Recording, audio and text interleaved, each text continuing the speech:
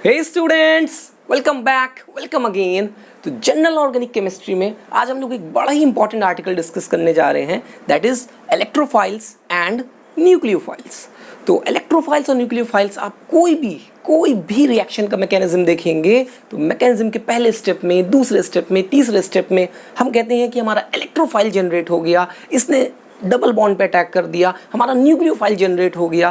तो सर ये इलेक्ट्रोफाइल और न्यूक्लियोफाइल बहुत से बच्चे नहीं समझ पाते हैं कि ये क्या है, what is an electrophile, what is a nucleophile.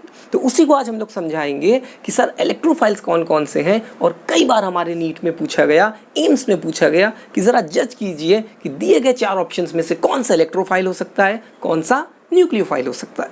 तो उसी के लिए हम लोग उसको स्टार्ट करेंगे। देखिए इलेक्ट्रोफाइल, यहाँ पे अगर आप देखेंगे इलेक्ट्रो से हमें जो चीज़ निकालनी है that is electron. File means loving. तो मैं आसान भाषा में कह सकता हूँ कि सर ये इलेक्ट्रॉन लविंग स्पीशीज हैं।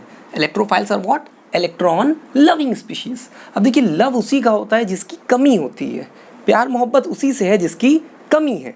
तो फिर हम एक बात और कह सकते हैं कि ये इलेक्ट्रॉन डिफिशिएंट स्पीशीज हैं। अब सर इलेक्ट्रॉन की कमी है तो किसी न किसी से इलेक्ट्रॉन लेगा, तो एक और बात निकल के आती है कि सर ये इलेक्ट्रॉन के एक्सेप्टर हैं।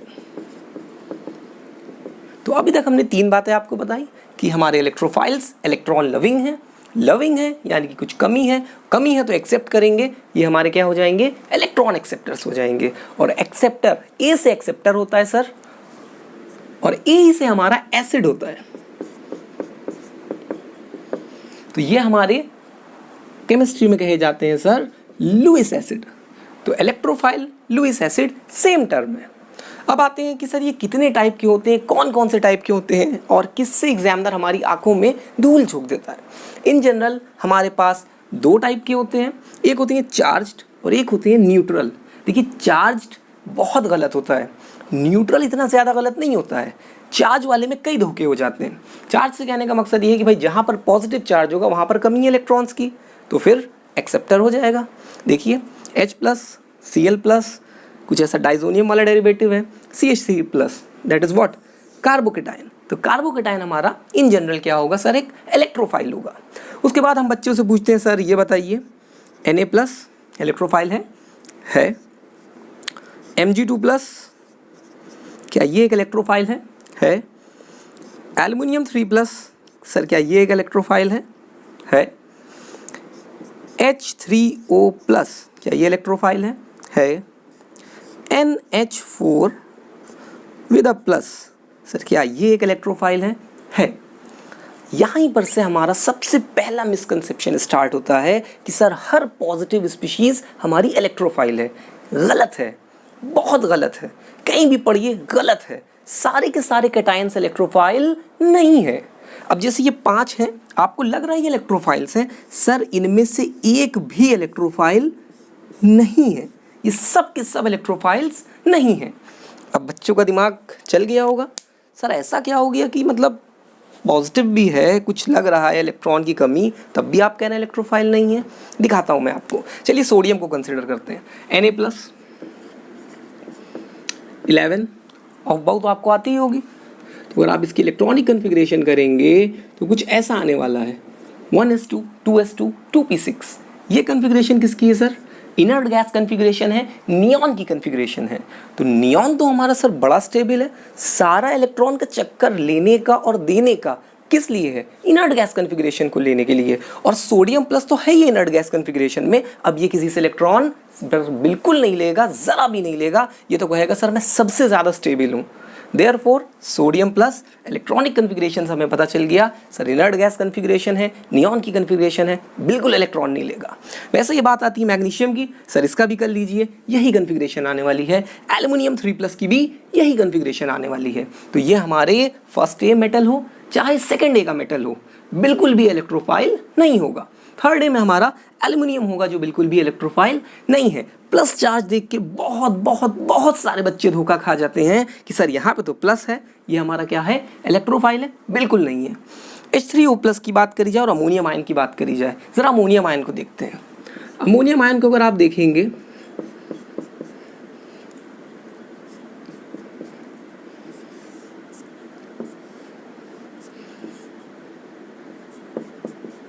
सर ये दिखने में ऐसा होता है केमिकल बॉन्डिंग के एस्पेक्ट में। अब आप सोच रहे हैं कि यहाँ पे प्लस है, इलेक्ट्रॉन ले लेगा।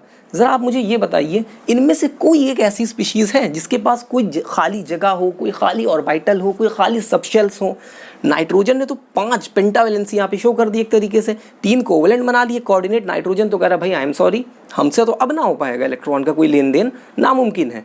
हाइड्रोजन बेचारा 2 इलेक्ट्रॉन तक सीमित होता है, ड्यूप्लेट बना लिया, खत्म कहानी। तो ये जो H+ है ना, ये आपको धोखा देने के लिए है। अमोनियम आयन हमारा कहीं से भी इलेक्ट्रोफाइल नहीं है। सेम केस H3O+ के साथ है, सर ये भी हमारा इलेक्ट्रोफाइल नहीं है। आप बॉन्डिंग करके देख सकते हैं। फिर बात आती है कि सर न्यूट्रल वाले कौन से हैं, कौन से वाले ऐसे हैं कि जिनको आप देख के जज कर सके या जो थोड़े से आसान पड़ते हैं। देखिए न्यूट्रल में 2 वैरायटी हैं। ऐसे सेंट्रल एटम जो इनकम्प्लीट ऑक्टेट के होंगे वो तो पक्का न्यूक्लियोफाइल है। जैसे आपके पास है BeCl2। BeCl2 आप कैसे दिखाते हो सर? B इधर Cl इधर Cl। सर 2 इलेक्ट्रॉन यहाँ पे हैं, 2 इलेक्ट्रॉन यहाँ पे हैं। टोटल कितने हो गए बेरिलियम पास? 4 इलेक्ट्रॉन। सर बढ़ाने की ही कोशिश करेगा, 8 तक जाना होता है, तो फिर अभी तो बहुत पीछे है रेस में, कहीं ना कहीं से इलेक्ट्रॉन एक्सेप्ट करेगा। क्या हो गया? Neutral nucleophile. वैसे ही हमारा BH3 है, आप चेक कर लीजिए सर, इसमें 6 इलेक्ट्रॉन से ज़्यादा आने नहीं हैं, तो फिर आप 2 इलेक्ट्रॉन कहीं से लेगा। अगेन इलेक्ट्रॉन डिफिशिएंट है, इलेक्ट्रॉन एक्सेप्टर बनेगा, लुईस एसिड की तरीके काम करेगा, that will be a electrophile. तो ये न्यूट्रल होते हैं। न्यूट्रल में आप ये चेक कर लीजिए कि कहीं इसके पास इलेक्ट्रॉन्स की कमी तो नहीं है हमारे सेंट्रल मेटल के पास। इसके बाद बात आती है कि हमारे सेंट्रल मेटल जो है ना, इलेक्ट्रॉन से भरपूर है, उसने अपनी ऑक्टेट को भी एक्सीड कर लिया है, लेकिन उसके पास कुछ खाली जगह रखी हुई है, कुछ खाली सबशेल्स हैं जिसमें वो इलेक्ट्रॉन्स ले सकता है। एग्जाम्पल के तौर पर हमारे पास है जैसे PCl5। PCl5 को अगर आप देखेंगे तो P है, Cl है, Cl है, Cl है, ट्राइगोनल बाइपिरामिडल आप बना लेंगे। सब कुछ करने के बाद जब आप इसकी अवपाव करेंगे तो आपको पता चलेगा कि सर अभी इसके पास D सबशेल खाली है। कौन सा वाला? D सबशेल खाली है। तो किसी से चाहे तो ये अभी भी इलेक्ट्रॉन ले सकता है, इलेक्ट्रॉन लेने की टेंडेंसी है, अगेन इलेक्ट्रोफाइल। तो आपको ये चेक करना पड़ेगा कि आपके सेंट्रल मेटल में इलेक्ट्रॉन्स कितने हैं। अगर कम है 8 से तो भी इलेक्ट्रोफाइल, और अगर 8 से ज़्यादा भी हैं, मान लीजिए ऑक्टेट एक्सीड कर लिया है, तो यहाँ पर आपको ये देखना पड़ेगा कि सर कहीं उसके पास D ऑर्बिटल, D सबशेल खाली तो नहीं है। सेम केस SiCl4 का है, सेम केस हमारे SO3 का है। तो ये बात तो हो गई हमारे इलेक्ट्रोफाइल्स की। अब आते हैं हम लोग न्यूक्लियोफाइल्स में। न्यूक्लियोफाइल्स हमारे इलेक्ट्रोफाइल्स के जस्ट अपोजिट है। भाई ये इलेक्ट्रॉन डिफिशिएंट है, तो ये क्या है? Electron rich. ये इलेक्ट्रॉन एक्सेप्टर है, ये क्या हो गए? Electron donor. अब और अगर आप अच्छे से जानना चाहें तो फिर ये क्या कहलाते हैं सर? Lewis base. भाई साहब ये एसिड है तो वो क्या हो जाएगा हमारा? लुईस बेस हो जाएगा। इनकी बात करी जाए तो इनमें थोड़ी वैरायटी ज़्यादा है, लेकिन इसके सवाल ईमानदारी से बच्चे सही कर देते हैं। कुछ ही सवाल इसके हैं जो धोखा देते हैं। इसके तो बहुत से सवाल आपको धोखा दे रहे हैं, इधर देखिए, इधर देखिए, इधर इधर इधर। तो अगर आप बात कर रहे हैं न्यूक्लियोफाइल्स की तो सर 3 टाइप के हैं। एक हमारे पास है चार्ज न्यूक्लियोफाइल्स, जिनको देख के लगेगा कि सर ये न्यूक्लियोफाइल है। अगर नेगेटिव चार्ज है, यानी कहीं से इलेक्ट्रॉन का लोड लेके आया है, कहीं से इलेक्ट्रॉन का लोन लेके आया है, तो सोचेगा लो अपना इलेक्ट्रॉन का लोन आगे फर्दर डोनेट कर दें। जैसे कि हमारा Cl-, OH-, H-, CH3-, OCH3- and so on. तो हमारा जो कार्बन आयन है CH3-, that is what? A nucleophile. लेकिन फिर वही बात आती है कि यहाँ से गलत मिसकंसेप्शन लेके मत चले जाइएगा कि दुनिया के सारे एन आयन्स हमारे क्या हैं? न्यूक्लियोफाइल। जैसे सारे कैट आयन्स हमारे इलेक्ट्रोफाइल नहीं हैं, वैसे सारे के सारे एन आयन्स हमारे न्यूक्लियोफाइल नहीं हैं। बस एक ये जनरलाइजेशन है कि कैट आयन होगा तो आप इसको इलेक्ट्रोफाइल की तरफ देखिए, अगर एन आयन है तो ज़रा न्यूक्लियोफाइल की तरफ देखिए। फिर इसके बाद बात आती है कि चार्ज वाले तो हो गए हमारे, जिन पर नेगेटिव चार्ज होगा, इन जनरल वो हमारे चार्ज न्यूक्लियोफाइल है। दूसरे हमारे पास है एम्बिडेंट न्यूक्लियोफाइल। ये 2 जगह आप पढ़ते हैं, एक तो यहाँ पे पढ़ोगे, उसके बाद आप इसको थोड़े टाइम बाद जैसे ही आप 11th से 12th में जाओगे तो आपका टीचर आपको कोऑर्डिनेशन कंपाउंड्स में बताएगा कि सर आपके पास एक एम्बिडेंट न्यूक्लियोफाइल्स भी होते हैं, इनमें 2 डोनर एटम होते हैं। कितने डोनर्स? 2 डोनर्स। और दोनों में से अब इसकी मर्जी है, जिससे चाहे उससे डोनेशन कर दे। अब जैसे कि ऑक्सीजन है सर NO2 वाला, तो NO2- में ऑक्सीजन पे नेगेटिव है, तो ये एक डोनर हो गया हमारा, ये हम इसको लिखे दे रहे हैं D1। अगर आप ध्यान से देखोगे तो सर नाइट्रोजन के पास यहाँ पे एक लोन पेयर होता है, तो चाहे तो ये अपना लोन पेयर भी डोनेट कर सकता है, किसी को डोनेट कर दे। जैसे ये डोनर होगा ये न्यूक्लियोफाइल ऑटोमेटिक बन जाएगा, तो ये हो गया हमारा D2। तो जब एक से ज़्यादा डोनर एटम्स हैं अब इसकी मर्जी है, ऑक्सीजन से बॉन्डिंग करेगा कुछ और स्पीशीज़ बनेगी, नाइट्रोजन से बॉन्डिंग करेगा कुछ और स्पीशीज़ बनेगी। तो जब आपके पास एक ही गिवन स्पीशीज़ में दो डोनर एटम्स होंगे, that will be what, an ambident nucleophile. वैसे ही आपका CN- वाला केस है, कार्बन पे माइनस है, नाइट्रोजन के पास क्या है, लोन पेयर, तो ये डोनर नंबर 1 है, ये डोनर नंबर 2 है।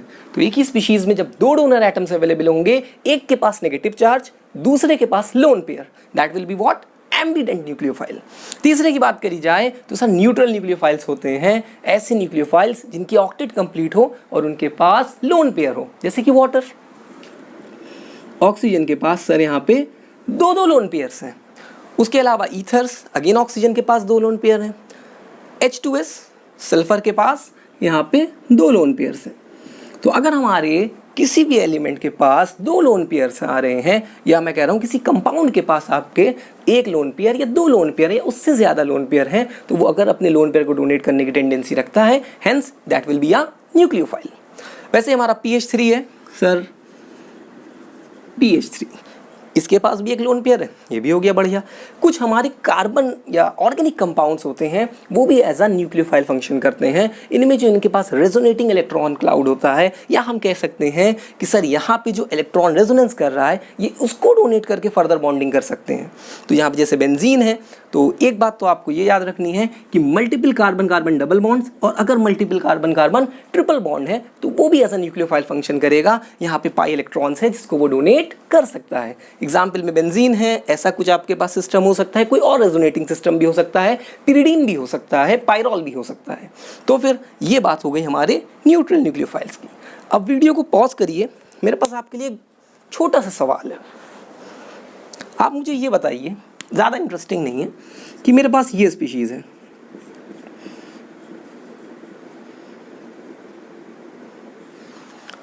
CH3N, नाइट्रीन बोलते हैं हम लोग इसको। सर ये इलेक्ट्रोफाइल है कि न्यूक्लियोफाइल है? तो कुछ आइडिया लगाइए। बहुत से बच्चे इसको देखते हैं हमारे, कहते हैं सर देखिए ये लोन पेयर, ये लोन पेयर, दो दो लोन पेयर हैं, सर ये न्यूक्लियोफाइल हो गया। Very good. वैसे ही हमारे पास एक कार्बीन होता है। कार्बीन क्या होता है? CCl2, जो सबसे कॉमन कार्बीन है, और कार्बन के पास ऐसा कुछ आपको लोन पेयर जैसा दिखता है। बच्चे कहते हैं अगेन सर न्यूक्लियोफाइल है। यहीं पे एग्जामिनर ने आपको झांसा दे दिया, आपको बेवकूफ़ बना दिया, सर ये दोनों न्यूक्लियोफाइल नहीं है। कार्बीन और नाइट्रीन दोनों के दोनों सर इलेक्ट्रोफाइल्स हैं। क्या है सर? इलेक्ट्रोफाइल्स हैं। इन लोग को हम लोग ऑर्गेनिक केमिस्ट्री में E+ दिखाते हैं, न्यूक्लियोफाइल को हम लोग दिखाते हैं Nu-। तो इनका इंडिकेशन क्या होता है? Nu-। न्यूक्लियोफाइल नहीं है, इलेक्ट्रोफाइल है। अब सर ये गलती हमसे कैसे हो गई? अब देखिए, आप कह रहे हो sir lone pair lone pair lone pair, आप पहले कार्बन के इलेक्ट्रॉन काउंट करो। सर दो इलेक्ट्रॉन ये हैं, दो यहाँ पे 4, दो यहाँ पे 6, टोटल 6 ही तो इलेक्ट्रॉन है यहाँ पे। कितने? 6। अब तो एक्सेप्ट करेगा ना, आपको तो धोखा देने के लिए उसने यहाँ पे लोन पेयर दिखा दिए थे, आपकी आंखों में मिर्चा डाल दिया, आपको पता भी नहीं चला। वैसे ही अगर आप नाइट्रीन में नाइट्रोजन के देखोगे इलेक्ट्रॉन्स, तो सर इसके भी 6 ही इलेक्ट्रॉन्स हैं। तो कार्बीन और नाइट्रीन ये दो बहुत इंपॉर्टेंट रिएक्शन इंटरमीडिएट्स हैं। आपको लोन पेयर दिखाए जा रहे हैं, लेकिन टोटल काउंट सर सिर्फ 6 आ रहा है। हेंस ये हमारे क्या होंगे सर? Neutral electrophiles. तो कार्बीन नाइट्रीन इलेक्ट्रोफाइल है, न्यूक्लियोफाइल लगते हैं, वो बात अलग है। इसके बाद देखिए एक और टर्म आता है हमारे पास, एम्बीफाइल। अब ये एम्बीफाइल्स क्या होते हैं? सर ऐसी कोई स्पीशीज जो इलेक्ट्रोफाइल की तरह भी फंक्शन करे और न्यूक्लियोफाइल की तरह भी फंक्शन करे। दोनों पॉसिबिलिटीज जिसके पास हैं, जो कि इलेक्ट्रोफाइल भी है, मतलब E+ भी है, और Nu-, दोनों की तरीके फंक्शन कर सकता है, डिपेंड करता है रिएक्शन मीडियम पे। फॉर एग्जाम्पल हमारे पास है PCl3। अब इसके पास फॉस्फोरस के पास एक लोन पेयर है, डोनेट कर देगा तो न्यूक्लियोफाइल, लेकिन इसके पास जगह की भी कमी नहीं है, इसके पास D सबशेल्स खाली पड़े हुए हैं, किसी से ले भी सकता है इलेक्ट्रॉन्स, तो फिर इलेक्ट्रोफाइल। वैसे ही अगर आप इनको एम्बीफाइल्स को जज करना चाहते हैं, तो कार्बन के ऑर्गेनिक केमिस्ट्री में हमारे पास कई सारे होते हैं। अगर कार्बन ने ऑक्सीजन, नाइट्रोजन और सल्फर, बहुत ध्यान से सुनिएगा, अगर कार्बन ने ऑक्सीजन, नाइट्रोजन या सल्फर इनमें से किसी के साथ मल्टीपल बॉन्डिंग करी है, तो वो एम्बीफाइल हो सकता है। जैसे कि मैं आपसे कहूं RCOH, that is what? Aldehyde. तो ये आपका इलेक्ट्रोफाइल के तरीके भी फंक्शन कर सकता है। सर ये आपका न्यूक्लियोफाइल के तरीके भी फंक्शन कर सकता है। कार्बन ने 2 ऑक्सीजन बॉन्ड बनाए हैं, दैट इज मल्टीपल बॉन्डिंग। वैसे अगर आपसे एसिड्स की बात करें RCOOH, तो वो भी हमारे एम्बीफाइल्स की कैटेगरी में आएंगे। सर दोनों ही तरीके से फंक्शन कर सकते हैं वो। तो ये बात थी हमारे इलेक्ट्रोफाइल्स, न्यूक्लियोफाइल्स और इनके कुछ डिसीविंग सवालों के बारे में, ये वाले और बेसिक्स की बात कर ली। नेक्स्ट वीडियो में हम लोग इंडक्टिव और मीजोमेरिक इफेक्ट को डिस्कस करेंगे, बहुत ही इंपॉर्टेंट है। तो अगर आपको ये पसंद आया है तो उसको शेयर करें अपने दोस्त, यार, रिश्तेदार, पड़ोसी, ABCDEFGF सबके साथ शेयर करें। और हमारे चैनल की प्लेलिस्ट को देखें, आपको काफ़ी कुछ काम का मिलेगा, बहुत सारी खुराफाती ट्रिक्स और वीडियोज़ मिलेंगी। All the very best, thanks for watching.